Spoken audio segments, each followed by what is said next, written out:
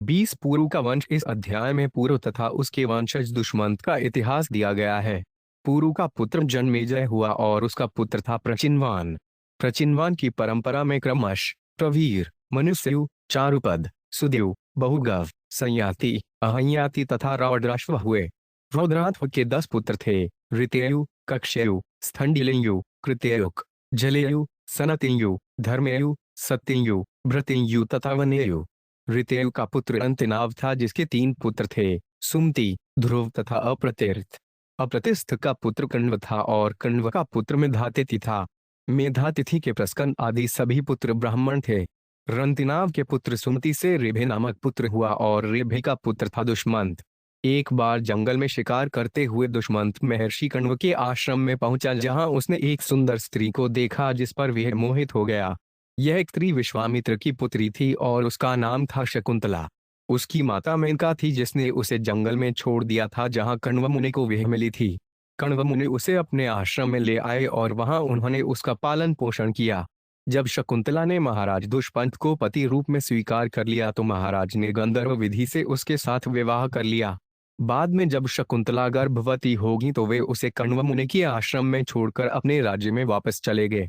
समयानुसार शकुंतला ने एक वैष्णव पुत्र को जन्म दिया, किंतु दुष्मंत अपनी राजधानी लौटकर सब कुछ भूल गए। अतएव जब शकुंतला अपने नवप्रसूत बालक के साथ दुष्मंत के यहाँ गई तो उन्होंने उसे अपनी पत्नी तथा पुत्र रूप में स्वीकार करने से मना कर दिया। किंतु बाद में एक रहस्यपूर्ण शुभ शकुन होने पर राजा ने उसे स्वीकार कर लिया। दुष्मंत की मृत्यु के बाद शकुंतला पुत्र भरत राजगद्दी पर बैठा। उसने अनेक महायज्ञ किए और ब्राह्मणों को प्रचुर दान दिया। इस अध्याय का अंत भरद्वाज के जन्म के वर्णन एवं महाराज भरत द्वारा उसे पुत्र रूप में अपनाए जाने के साथ होता है। श्री भद्रार्यान्युवाच पुरोर्वशान् प्रवक्ष्यामि यत्र जातो इसी भारत यत्र राजर्षयो वनया ब्रह्मवानस्याश्वं जज्ञिरि। 1। शुकदेव गोस्वामी ने कहा, हे महाराज भरत के वंशज महाराज परीक्षित, अब मैं पुरु के वंश का वर्णन करूंगा जिसमें तुम उत्पन्न हुए हो, जिसमें अनेक राजर्षि हुए हैं, जिनसे अनेक ब्राह्मण वंशों का प्रारंभ हुआ है। तात्पर्य: इतिहास में ऐसे अनेक उदाहरण प्राप्त हैं जिनसे हमें ज्ञात होता है कि क्षत्रियों से अनेक ब्राह्मण उत्पन्न हुए और ब्राह्मणों से अनेक क्षत्रिय उत्पन्न हुए। स्वयं भगवान ने भगवद गीता 4.13 में कहा है, चाहुर्वर्ण गया युष्मन कर्म विभाग शह, मैंने प्रकृति के तीनों गुणों तथा उनके कार्यों के अनुसार मानव को ईश्वर समाज को 4 विभागों में बांटा है। अतएव कोई चाहे जिस कुल में जन्म ले, जब वह किसी विशेष वर्ग के लक्षणों से युक्त होता है तो उसका वर्णन उसी के अनुसार किया जाता है। यल लक्षण प्रोक्तम समाज के किसी वर्ण में मनुष्य का स्थान उसके लक्षणों या गुणों के अनुसार निश्चित होता है। शास्त्रों में सर्वत्र यही कथन मिलता है। जन्म तो गौण है, पहले तो मनुष्य के गुण तथा कर्म पर विचार किया जाता है। जन्मेजय भूतपूर्व प्रचिन्वान तत्सुतस्ततः प्रवीरो 5 मनुष्य तस्माच्यरूप भुवत 5। 2। पुरु के ही इस वंश में राजा जन्मेजय उत्पन्न हुआ। उसका पुत्र प्रचिनवान था और उसका पुत्र था प्रवीर। तत्पश्चात प्रवीर का पुत्र मनुष्य हुआ जिसका पुत्र चारुपद था। तस्य सुदमूर्भूत पुत्रस्तस्माद् राहुगवस्तत् संयातिस्तस्या हंयाति रौद्वाश्रस्तत्सुत स्मरेत। 3। चारुपद का पुत्र सुद्यु था और सुद्यु का पुत्र बाहुगव था। बहुगव का पुत्र संयाति था जिससे अहंयाति नामक पुत्र हुआ और फिर उससे रौद्राश्र उत्पन्न हुआ। ऋतेयुस्तस्य कक्षेयु, स्थंडिलेयु, कृतेयु कै, जलेयु, सनतेयुष्व धर्म सत्यव्रतेयव। 4। दशैतेडप्सरस पुत्रा बनेयुश्लावम स्मरेत। घृताच्यमेन्द्रियाणि मुख्यस्य जगदात्मनः 5। रौद्राश्व के 10 पुत्र थे जिनके नाम ऋतेयु, कक्षेयु, स्थंडिलेयु, कृतेयुक, जलेयु, सनतेयु, धर्मेयु, सत्ययु, भृतियु तथा वनेयु थे। इन 10 में बनेयु सबसे छोटा था। ये 10 पुत्र रौद्राश्व के पूर्ण नियंत्रण में उसी प्रकार कार्य करते थे जिस तरह विश्वात्मा से उत्पन्न 10 इंद्रियां प्राण के नियंत्रण में कार्य करती हैं। ये सभी घृताची नामक अप्सरा से उत्पन्न हुए थे। ऋतेयोरंतिनाव 5 भूलरयस्तस्यात्मजानूप, सुमतिश्चो 5 प्रतिरथ, कण्वो 5 प्रतिर्थात्मज। 6। ऋतेयु से रंतिनाव नामक पुत्र हुआ जिसके 3 पुत्र हुए जिनके नाम थे सुमति, श्रुभ तथा अप्रतिरथ। अप्रतिरथ के एकमात्र पुत्र का नाम कण्व था। तस्य मेधातिथिस्तस्मात् प्रस्कनाद्याद्विजातः पुत्रो 5 भूत सुमतिरेभिदुष्मन्तस्तत्सुतो मत। 7। कण्व का पुत्र मेधातिथि था, जिसके सारे पुत्र ब्राह्मण थे और उनमें प्रमुख प्रस्कन था। रंतिनाव का पुत्र सुमति, सुमति का पुत्र रेभी और रेभी का पुत्र था महाराज दुष्मंत। दुष्मंत मृज्ञायात कण्वाश्रम पर गत तत्रासीना स्वप्रभ्यामंडयंती रमामेव। 8 विलोक्य सद्यो मुम्हे देव मायामेव स्त्रियम बबाधेत आवरारोह भटे कतिपावृत। 9 एक बार जब राजा दुष्मंत शिकार करने जंगल गया और अत्यधिक थक गया तो वह महाराज कण्व के आश्रम में जा पहुंचा। वहां उसने एक अत्यंत सुंदर रत्नी देखी जो लक्ष्मी जी के समान लग रही थी और वहां अपने तेज से सारे आश्रम को प्रकाशित करती हुई बैठी थी। स्वभावत राजा उसके सौंदर्य से आकृष्ट हो गया, अतएव वह अपने कुछ सैनिकों के साथ उसके पास गया और उससे बोला, तदर्शन प्रमुदितः सन्निवृत्त प्रीश्रम प्रपुरच काम संतप्त प्रहसर्ष लक्षणया गिरा। 10 उस सुंदर स्त्री को देखकर राजा अत्यधिक हर्षित हुआ और शिकार भ्रमण से उत्पन्न उसकी सारी थकावट जाती रही। वह निसंदेह कामेच्छाओं के कारण अत्यधिक आकुष्ट था, अतएव उसने हंसी हंसी में उससे इस प्रकार पूछा, का त्वं कमलपत्राक्षी कस्यासि हृदय में किस विचकीर्पिता तन भवत्या निर्जने वने। 11 है सुंदर कमल नयनों वाली, तुम कौन हो? तुम किसकी पुत्री हो? इस एकांत वन में तुम्हारा क्या कार्य है? तुम यहाँ क्यों रह रही हो? व्यक्त प्राजयत्नया वेदम्य हंत्वा सुमध्य में न हि चेतः पौर्वाणाम धर्मे रमते क्वचित। 12 है अतीव सुंदरी, मुझे ऐसा लगता है कि तुम किसी क्षत्रिय की पुत्री हो। चूंकि मैं पूर्वांशी हूँ अतएव मेरा मन कभी भी अधार्मिक रीति से किसी वस्तु का भोग करने की चेष्टा नहीं करता। तात्पर्य महाराज दुष्मंत ने अप्रत्यक्ष रूप से शकुंतला से विवाह करने की अपनी इच्छा व्यक्त की, क्योंकि उसे लगा कि शकुंतला किसी क्षत्रिय राजा की पुत्री है। श्री कुंतलोवाच विश्वामित्रात्मजैवाहं त्यक्ता में कया बने विदय तद भगवान कर्ण वो वीर की करवाम ते। 13 शकुंतला ने कहा, मैं विश्वामित्र की पुत्री हूँ। मेरी माता मेनका ने मुझे जंगल में छोड़ दिया था। हे वीर, अत्यंत शक्तिशाली संत कण्व मुनि इसके विषय में सब कुछ जानते हैं। अब आप कहिए कि मैं आपकी किस तरह सेवा करूं? तात्पर्य शकुंतला ने महाराज दुष्मंत को बतलाया कि यद्यपि उसने अपने पिता या माता को न तो कभी देखा है, न उनके विषय में वह कुछ जानती है, लेकिन कण्व मुनि उसके विषय में पूरी तरह जानते हैं। उसने उन्हीं से जाना है कि वह विश्वामित्र की पुत्री है और मेनका उसको माता है जिसने उसे जंगल में छोड़ दिया था। आसता हारविंदाक्ष गृहमताम्रेणम चरण भोजता संति निवारा इषता यदि रोचते। 14 है कमल जैसे नेत्रों वाले राजा, कृपया बैठ जाएं और हमारे यथासंभव आतिथ्य को स्वीकार करें। हमारे पास निवार चावल हैं जिन्हें आप ग्रहण कर सकते हैं और यदि आप चाहें तो बिना किसी हिचक के यहाँ रुक सकते हैं। श्री दुष्पंत ख्वात उपनमिध्वन सुब्रुजाताया कुशिकान्वय स्वयं हिभृणुते राज्ञा कन्नन्यका सहरीश्वरम। 95 राजा दुष्मंत ने उत्तर दिया, हे सुंदर भौं वाली शकुंतला, तुमने महर्षि विश्वामित्र के कुल में जन्म लिया है और तुम्हारा आतिश्य तुम्हारे कुल के अनुरूप है। इसके अतिरिक्त राजा की कन्याएं सामान्यतया अपना वर स्वयं चुनती हैं। तात्पर्य महाराज दुष्मंत का स्वागत करते हुए शकुंतला ने स्पष्ट कहा, आप यहाँ रुक सकते हैं और हमारा यथासंभव आतिथ्य ग्रहण कर सकते हैं। इस तरह उसने इंगित कर दिया कि वह महाराज दुष्मंत को पति रूप में चाहती है। जहाँ तक दुष्मंत की बात थी, वह तो प्रारंभ से ही, जब से उसने देखा था, शकुंतला को पत्नी के रूप में चाह रहा था, अतएव पति पत्नी के रूप में मिलने की स्वीकृति स्वाभाविक थी। शकुंतला को विवाह के लिए प्रोत्साहित करने के लिए ही महाराज दुष्मंत ने उसे स्मरण कराया कि राजकन्या के नाते उसे अपना वर खुली सभा में चुनना चाहिए। स्वयंवर आर्य सभ्यता के इतिहास में ऐसे अनेक उदाहरण मिलते हैं जिनमें सुप्रसिद्ध राजकुमारियों ने स्वयंवर द्वारा पति का चुनाव किया है। उदाहरणार्थ सीता देवी ने रामचंद्र जी को ऐसी ही प्रतियोगिता में पति रूप में चुना और द्रौपदी ने अर्जुन को चुना था। ऐसे और बहुत से उदाहरण हैं। अतएव सहमति से या खुली प्रतियोगिता में अपना वर चुनने की छूट थी। विवाह 8 प्रकार के होते हैं जिनमें पारस्परिक सहमति द्वारा विवाह करना गांधर्व विवाह कहलाता है। सामान्यतया माता पिता अपने पुत्र पुत्री के लिए वर कन्या का चुनाव करते हैं, परंतु गंधर्व विवाह स्वयंवर से होता है। यद्यपि भूतकाल में स्वयंवर द्वारा या सहमति से विवाह होते थे, किंतु विवाह विच्छेद जैसी वस्तु नहीं पाई जाती थी। निसंदेह निम्न जातियों में असहमति होने पर विवाह विच्छेद होता था, किंतु सहमति से विवाह की प्रथा उच्चतम जातियों में भी थी और राजसी क्षत्रिय परिवारों में यह विशेष रूप से प्रचलित थी। महाराज दुष्मंत द्वारा शकुंतला को पत्नी रूप में ग्रहण करना वैदिक संस्कृति के अनुरूप था। यह विवाह जिस रूप में हुआ उसका वर्णन अगले श्लोक में हुआ है। ओमेत्युक्ते यथा धर्ममुपे शकुंतलाम गांधर्व विधिना राजा देश काल विधानवित। 16। जब शकुंतला महाराज दुष्मंत के प्रस्ताव पर मौन रही तो सहमति पूर्ण हो गई।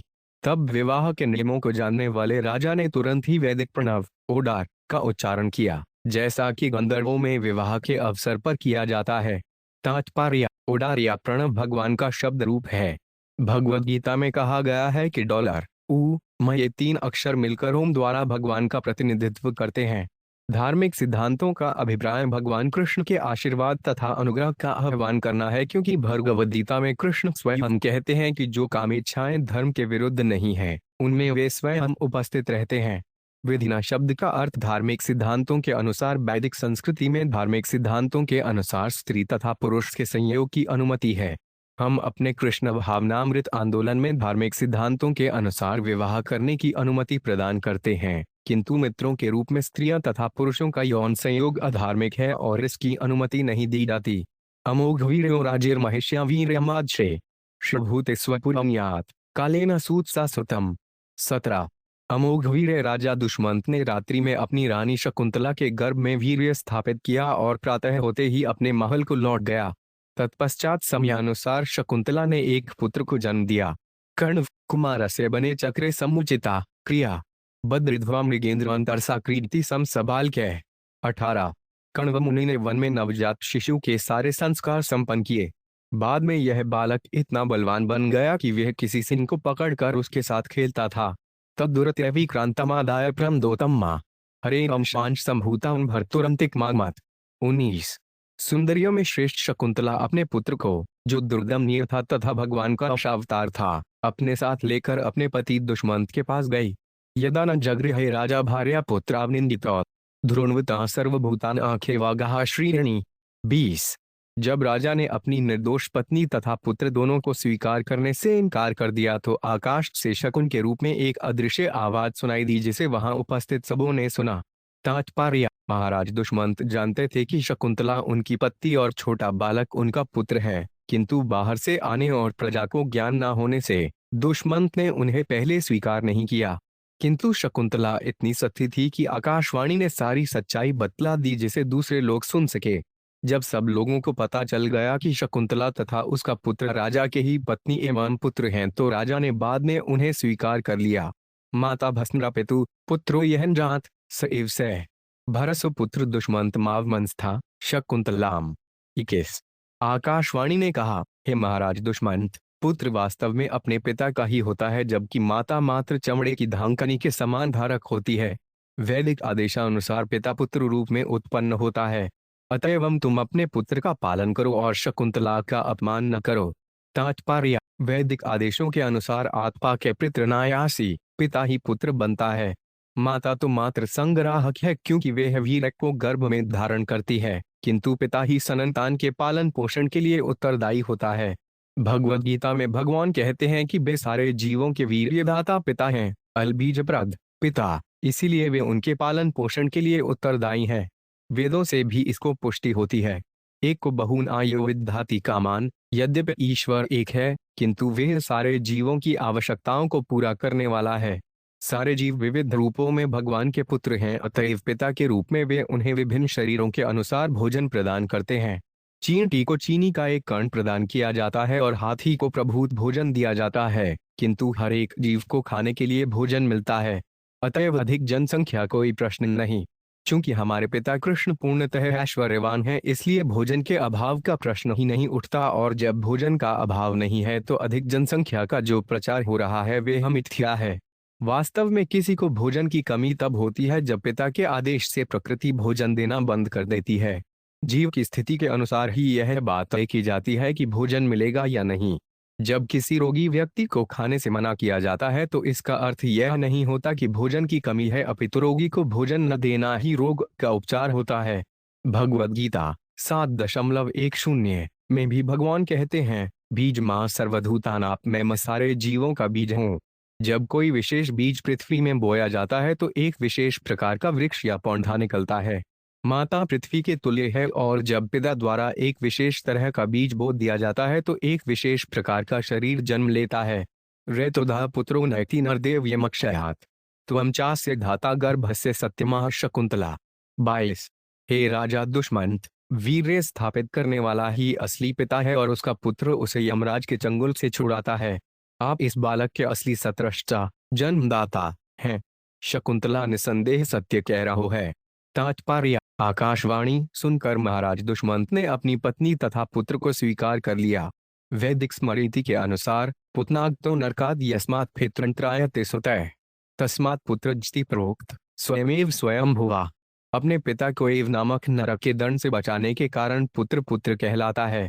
इस सिद्धांत के अनुसार जब भी पिता तथा माता में कोई विरोध होता है तो पुत्र द्वारा माता का नहीं अपितु पिता का उद्धार होता है। किंतु यदि पत्नी अपने पति की आज्ञाकारिणी हो तो पिता का उद्धार हो जाने पर माता का भी उद्धार हो जाता है। अतएव वैदिक साहित्य में विवाह विच्छेद का नामों निशान नहीं है। पत्नी को सदैव सती तथा पति की आज्ञाकारिणी बनने का प्रशिक्षण दिया जाता है, क्योंकि इससे किसी भी अत्यंत दुरावस्था में उसका डड्डाधार हो जाता है। यह श्लोक स्पष्ट कहता है, पुत्रो नयाति नरदेव्यमक्षयात्, पुत्र अपने पिता को यमराज के चंगुल से बचाता है। इसमें यह नहीं कहा गया पुत्रो नयति मावरम, पुत्र अपनी माता को बचाता है। बीजप्रदता पिता का उद्धार होता है, संग्राहक माता का नहीं। अतएव पति पत्नी को किसी भी परिस्थिति में विलग नहीं होना चाहिए, क्योंकि यदि उनसे संतान हो जिसे वे वैष्णव बना सकें तो वे माता पिता दोनों को यमराज के चंगुल से छुड़ा सकता है और नारकीय जीवन के दंड से उबार सकता है। पिता रेपरते सोटपे चक्रवर्ती महायशा महिमा गीयते तस्य हरेरंश भुवो भुवि। तेज सुखदेव गोस्वामी ने कहा, जब महाराज दुष्मंत इस पृथ्वी से चले गए तो उनका पुत्र सातों द्वीपों का स्वामी चक्रवर्ती राजा बना। वह इस संसार में भगवान का अंशावतार बतलाया जाता है। तात्पर्य। भगवद गीता 10.41 में कहा गया है, यद्यद् विभूतिमत् सत्वान् श्रीमदूर्जित में वत्तदेवावगच्छत्वान् मम तेजो 5 संयस्थवम्, जो कोई अद्वितीय शक्तिशाली होता है उसे भगवान के ऐश्वर्य का अंशरूप मानना चाहिए। अतएव जब महाराज दुष्मंत का पुत्र सारे विश्व का सम्राट बन गया तो वह इसी तरह विख्यात हुआ। चक्कम दक्षिणहस्तेड 5 पद्म कोशो 5 पाद्यो इजे महाभिषेकेन सोडभिषेक्तोड धीराडि विभु पर्णाष्टमे धैर्यम वाजभी। 24 माम तेय पुरोधाय यमुनाम्नु चर प्रभु 8 में दश्वान बंध प्रददसु। 25 भरतस्य हि दौष्मन्तेरग्नि साची गुणे चित्तः सहस्त्रवन बदकशो यस्मिन् ब्नाहमागा विभेजिरे। 26 दुष्मंत पुत्र महाराज भरत के दाहिने हाथ की हथेली पर भगवान कृष्ण के चक्र का चिन्ह था और उसके पैरों के तलवों में कमल कोश का चिन्ह था। वह महान अनुष्ठान के द्वारा भगवान की पूजा करके सारे विश्व का अधिपति तथा सम्राट बन गया। तब उसने मामतेय अर्थात भूग मुनि के पौरोहित्य में गंगा नदी के तट पर गंगा के अंतिम स्थान से लेकर उद्गम तक 55 अश्वमेध यज्ञ किए। इसी तरह यमुना नदी के तट पर प्रयागराज के संगम से लेकर उद्गम स्थान तक 78 अश्वमेध यज्ञ किए। उसने सर्वोत्तम स्थान पर यज्ञ की अग्नि स्थापित की और अपनी विपुल संपत्ति ब्राह्मणों में वितरित कर दी। उसने इतनी गायें दान में दी कि हजारों ब्राह्मणों में से हर एक को एक बद्व 13,084 गायें अपने हिस्से में मिलीं।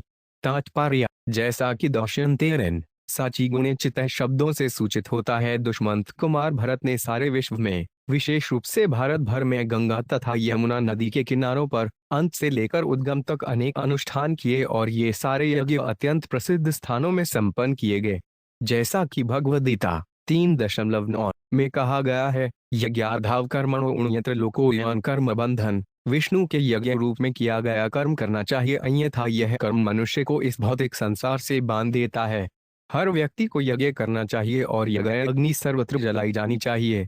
इसका एकमात्र अभिप्राय लोगों को सुखी, समृद्ध तथा आध्यात्मिक जीवन में अग्रसर बनाना है। निसंदेह ये सारी बातें कलयुग आने के पूर्व संभव थीं, क्योंकि ऐसे यज्ञों को संपन्न करने वाले योग्य ब्राह्मण उपलब्ध थे।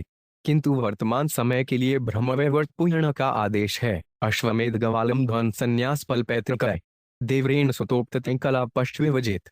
इस कलयुग में 5 कार्यों की मनाही है। यज्ञ में घोड़े की बलि, यज्ञ में गाय की बलि, संन्यास आश्रम ग्रहण करना, पितरों को मांस का तर्पण तथा भाई की पत्नी से पुत्र उत्पन्न करना। इस युग में अश्वमेध यज्ञ तथा गोमेध यज्ञ कर पाना असंभव है, क्योंकि न तो पर्याप्त धन है न योग्य ब्राह्मण है।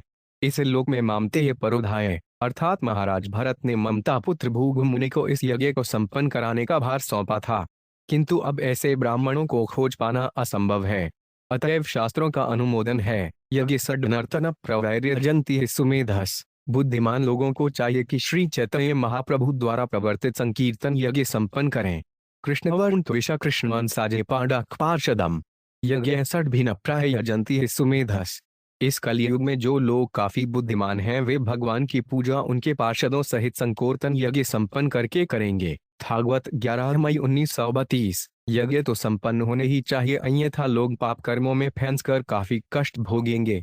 इसीलिए कृष्ण भावनामृत आंदोलन ने विश्व भर में हरे कृष्ण कीर्तन का प्रचार करने का बीड़ा उठाया है। यह हरे कृष्ण आंदोलन भी यज्ञ है, किंतु इसमें साज सामग्री तथा योग्य ब्राह्मण जुटाने का कष्ट नहीं उठाना पड़ता। यह सामूहिक कीर्तन कभी भी और कहीं भी किया जा सकता है। यदि किसी तरह लोग एकत्र हो जाएं और उन्हें हरे कृष्ण हरे राम कीर्तन करने के लिए प्रेरित किया जा सके तो यज्ञ का सारा प्रयोजन पूरा हो जाएगा। यज्ञ का पहला प्रयोजन है कि प्रचुर वर्षा हो, अन्यथा पर्याप्त अन्न उत्पन्न नहीं होगा। अनाद भवन्ति भूतानि पर्जन्याद अन्न संभव है। हमारी सारी आवश्यक वस्तुएं एकमात्र वर्षा से उत्पन्न हो सकती हैं। कार्मबर वर्ष पर्जन्य और धरती सभी आवश्यकताओं का मूल स्रोत है। सर्वकाम दुर्गाम ही। अतएव निष्कर्ष यह है कि इस कलयुग में विश्व भर के लोगों को जीवन के 4 पापों से बचना चाहिए। ये हैं अवैध यौन संबंध, मांसाहार, नशा तथा दूध रौड़ा। उन्हें शुद्ध अवस्था में हरे कृष्ण महामंत्र के कीर्तन का सरल यज्ञ संपन्न करना चाहिए। तब पृथ्वी से जीवन की सारी आवश्यकताएं उत्पन्न हो सकेंगी और सारे लोग आर्थिक, राजनीतिक, सामाजिक, धार्मिक तथा सांस्कृतिक दृष्टि से सुखी होंगे। तब सारी वस्तुएं स्वयं व्यवस्थित हो जाएंगी। अरयस्त्रिशच्छत्ताश्वान बद्ध्वा विस्माप्यनुपान दौष्मन्त्यगान माया देवाना गुरु माया। 27।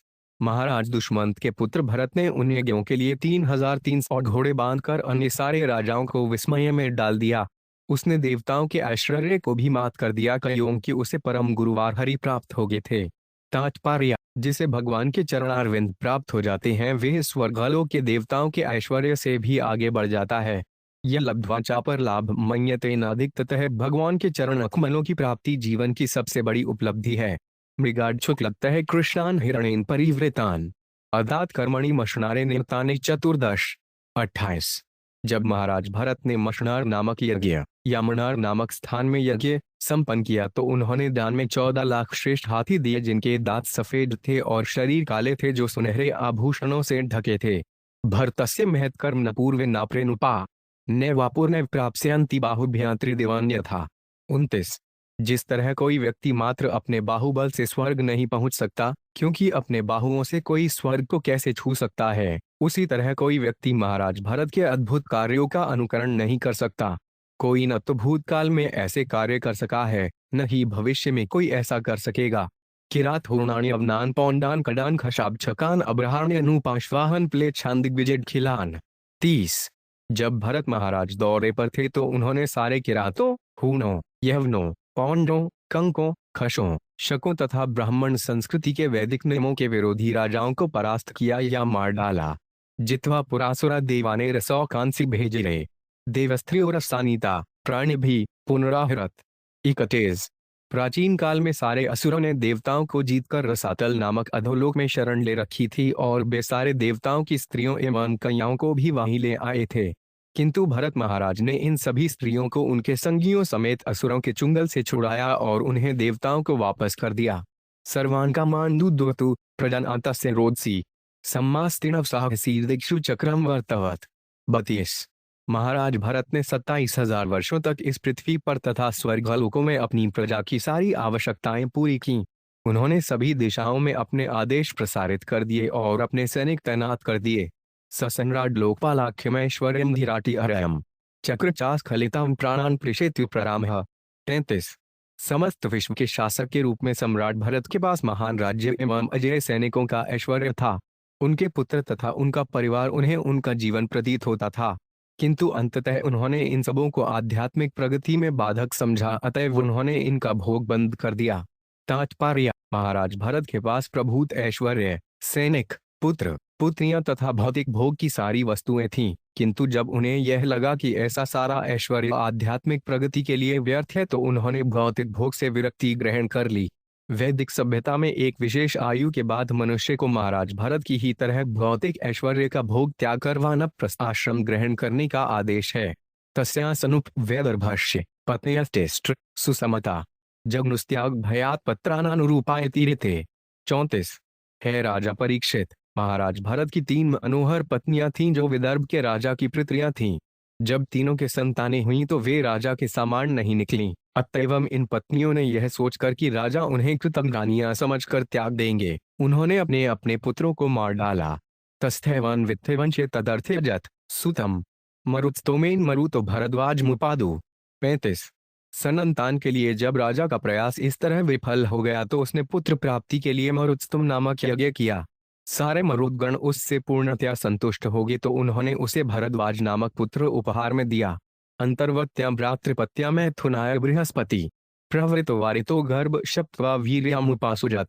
36।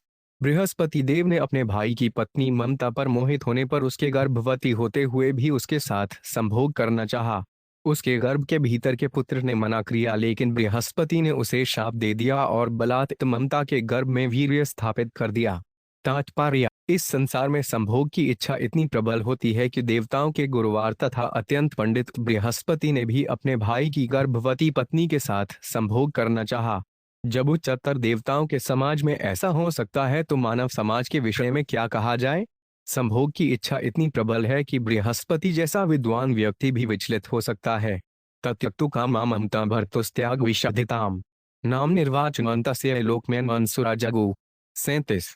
ममता अत्यंत भयभीत थी कि अवैध पुत्र उत्पन्न करने के कारण उसका पति उसे छोड़ सकता है, अतएव उसने बालक को त्याग देने का विचार किया।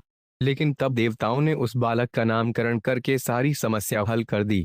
तात्पर्य, वैदिक शास्त्र के अनुसार जब भी बालक उत्पन्न होता है तो जातकर्म तथा नामकरण संस्कार विद्वान किए जाते हैं, जिनमें विद्वान ब्राह्मण ज्योतिष गणना के अनुसार कुंडली बनाते हैं। किंतु ममता ने जिस पुत्र को जन्म दिया था वह बृहस्पति द्वारा उत्पन्न अवैध पुत्र था, क्योंकि ममता तो उतथ्य की पत्नी थी, किंतु बृहस्पति ने बलपूर्वक उसे गर्भवती बना दिया था। अतएव बृहस्पति को भर्ता बनना पड़ा। वैदिक संस्कृति के अनुसार पत्नी पति की संपत्ति होती है और अवैध मैथुन द्वारा उत्पन्न पुत्र क्षाच कहलाता है। हिंदू समाज में ऐसे पुत्र को दोगला कहा जाता है। ऐसी स्थिति में बालक को उचित संस्कार द्वारा नाम दे पाना कठिन होता है। इसीलिए ममता चिंतित थी, किंतु देवताओं ने बालक को एक उपयुक्त नाम भरद्वाज प्रदान किया, जिसका अर्थ था कि यह बालक अवैध रूप से उत्पन्न है और इसका पालन ममता तथा बृहस्पति दोनों को करना चाहिए।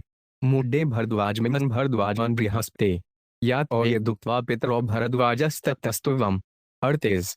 बृहस्पति ने ममता से कहा, अरे मूर्ख, यद्यपि यह बालक अन्य पुरुष की पत्नी और किसी दूसरे पुरुष के वीर्य से उत्पन्न हुआ है, किंतु तुम इसका पालन करो। यह सुनकर ममता ने उत्तर दिया, अरे बृहस्पति, तुम इसको पालो। ऐसा कहकर बृहस्पति तथा ममता उसे छोड़कर चले गए। इस तरह बालक का नाम भरद्वाज पड़ा।